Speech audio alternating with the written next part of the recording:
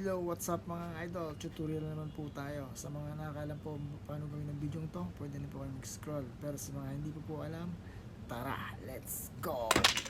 So una, mag-record lang kayo ng kunwari yan. Nagpapalabas kayo ng walis, nagpapagalaw. Yan. After nyan, kuha muna kayo ng empty background bago nyo ilagay yung walis.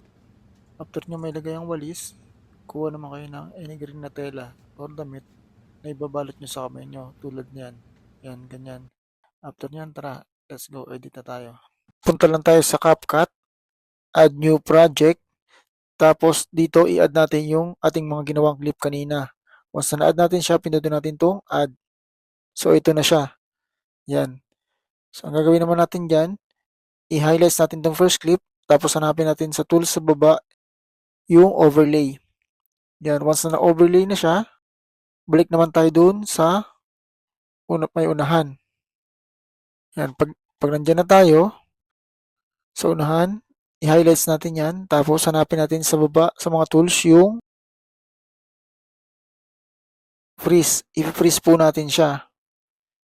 Yan. Ito po yung freeze. Yan. Ito po yung freeze.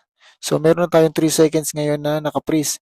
Ang sunod natin gagawin, punta naman tayo dun sa pangatlo nating clip. Yan. Pangatlo nating clip. Ang gagawin dyan i-highlight lang po natin siya. Tapos hanapin naman natin dito sa tools sa baba yung overlay. Yan. So, yan. So, once na overlay natin siya, i-drag lang po natin siya sa third layer, tapos doon, pupunta sa unahan. Ipapantay lang po natin siya doon sa may first layer at saka second layer. Yan po. Yan. So, once nakapantay na siya, ang sunod natin gagawin dyan is i-highlights natin yan. Tapos, hanapin naman natin sa tool sa baba yung mask. So, ito yung mask. So, once napindot natin dyan, lalabas yan. Piliin natin dyan yung rectangle. Tapos dyan may lalabas naman na yellow line sa taas yan. I-adjust po natin yan para makita po natin yung ating dalawang clip. So, magiging ganyan na po siya. I-adjust lang po natin.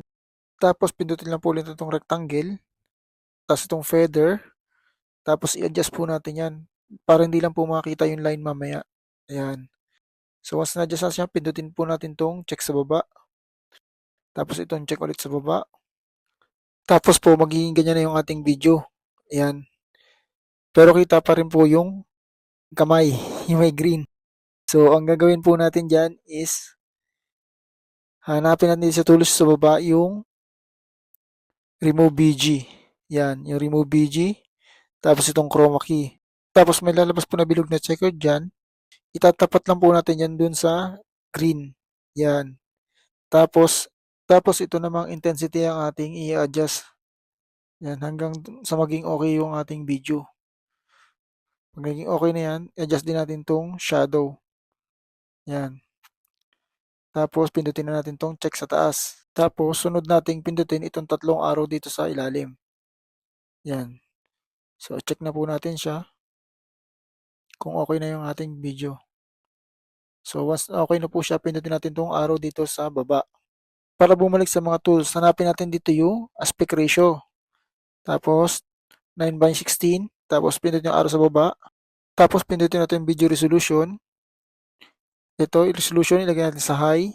Tapos itong video recommendation, ilagay din sa high. Tapos pindutin natin export. Pwede natin siyang i-post sa ating reels. Okay po, salamat. Sana po nasundan step by step. Tapos pa-follow lang din po ako para sa mga susunod pang tutorial. Then pakishare rin po itong video para sa mga gusto rin matutong mag-edit dito sa CapCut. Salamat po.